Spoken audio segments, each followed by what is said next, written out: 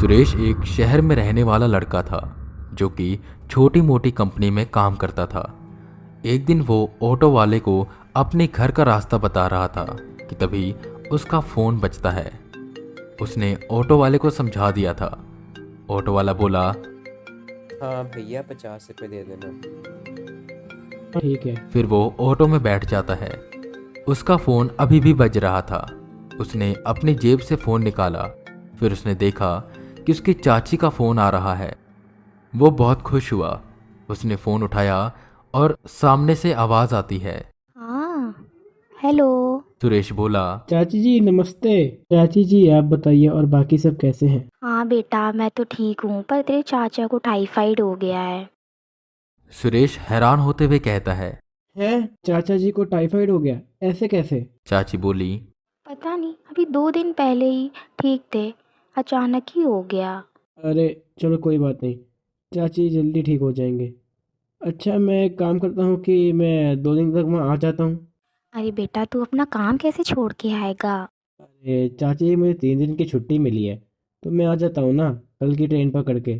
चल, तू इतनी जिद कर रहा है तो आजा फिर। सुरेश बातें करते करते घर पहुंच जाता है और फिर वहीं ऑनलाइन टिकट बुक करता है।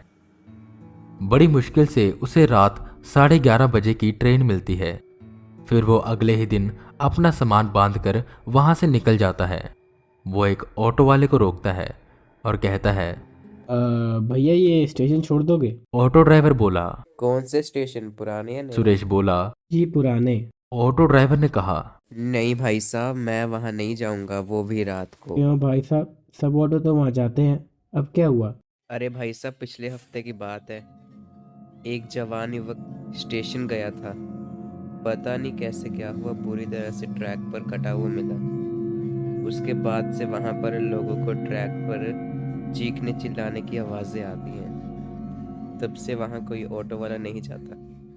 चलो स्टेशन के बाहर मत छोड़ना, थोड़ा पीछे छोड़ देना।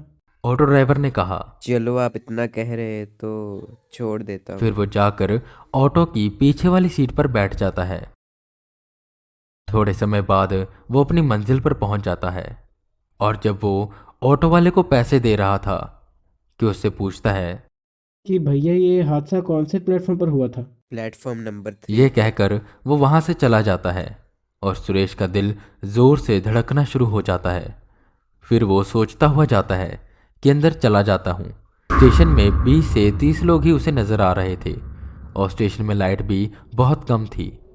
वो सीढ़ियों की मदद से प्लेटफॉर्म नंबर 3 पर जा ही रहा था कि इतने में दूसरे प्लेटफॉर्म पर एक ट्रेन आ रही थी। सुरेश उस ट्रेन को देखता हुआ 3 नंबर प्लेटफॉर्म पर पहुंच जाता है। वो जाकर एक सीट पर बैठ गया। फिर उसने सोचा सफ़र थोड़ा लंबा है तो यहाँ से ही पानी की बोतल ले लेता हूँ। वो एक दुकान पर जाता है और दुकानदार को कहता है, भैया ये 2 ठंडी पानी की बोतल देना। दुकानदार ने हाँ में सिर हिलाया। फिर वो ठंडे पानी की बोतल सुरेश के सामने रख देता है। सुरेश अपनी जेब से अपना पर्स निकालता है। वो पैसे निकाल ही रहा होता है कि उसके पर्स से 10 रुपए का सिक्का नीचे गिर जाता है। वो नीचे सिक्का उठाने के लिए झुकता है और जैसे ही वो झुका, वो दुकान के नीचे थोड़े से खुले हुए हिस्से से देखता है कि दुकानदार के पैर उल्टे हैं। वो ये देखकर बहुत डर जाता है। फिर वो धीरे धीरे ऊपर उठा। उसने देखा कि दुकानदार पीछे की ओर मुड़ा ब्रेड और कुछ चिप्स के पैकेट लगा रहा था। ये देखकर सुरेश की जान में जान आई।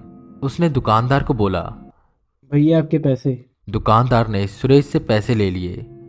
फिर सुरेश ने एक बार जानबूझकर सिक्का गिराया।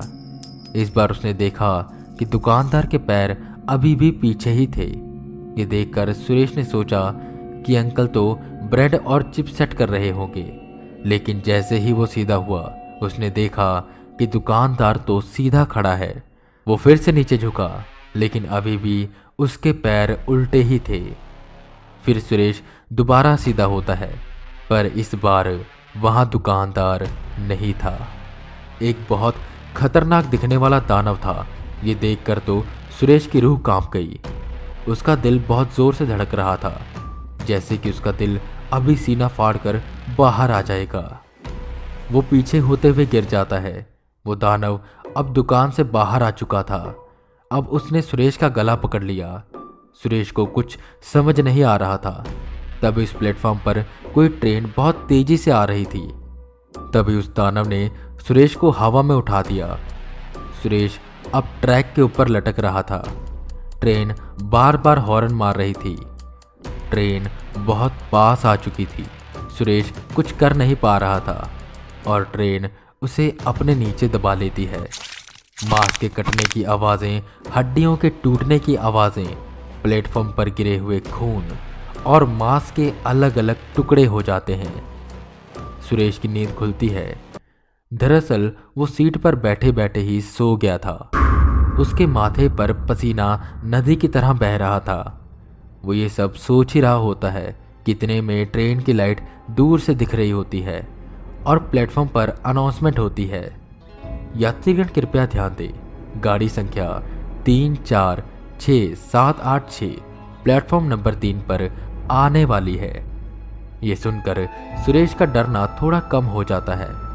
तब वह ट्रैक पर देखता है कि एक जवान युवक जो कि ट्रेन के ट्रैक पर खड़ा है, उसका मुंह देखकर ऐसा लग रहा था जैसे कि उसे बहुत मारा गया हो। सुरेश उसे आवाज लगाता है। अरे क्या कर रहा है? सुरेश ने उसे बहुत समझाया पर उसने सुरेश की एक न सुनी और तभी ट्रेन रफ्तार से उसे कुचल देती है।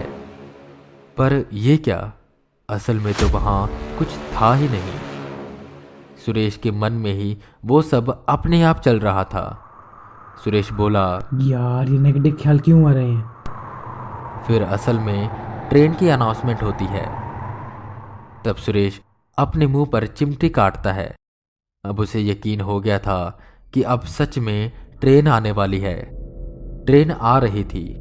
एक बार सुरेश ने प्लेटफॉर्म की सीढ़ियों पर देखा। वहां पर कोई खड़ा था।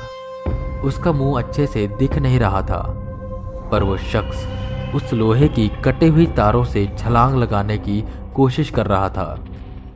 सुरेश चिल्लाया, अरे भाई, ओए क्या कर रहा है? अबे सुरेश अब उसे आवाज लगाते हुए सीढ़ियों पर चढ़ जाता है। पर जब वो वहां पहुंचा तो वहां कोई नहीं था। वो लोहे की तारों से नीचे देख रहा था तो उसने देखा कि उसकी ट्रेन आ रही है। उसने सोचा कि वो लड़का कहीं भाग गया होगा शायद। फिर वो पीछे पलटा तो उसके सामने वही ऑटो वाला खड़ा था। उसने कहा सॉरी। फिर वही सुरेश को धक्का दे देता है और सुरेश ट्रेन की पटरी पर जा गिरता है। वो उठने की कोशिश करता है पर बहुत देर हो चुकी थी।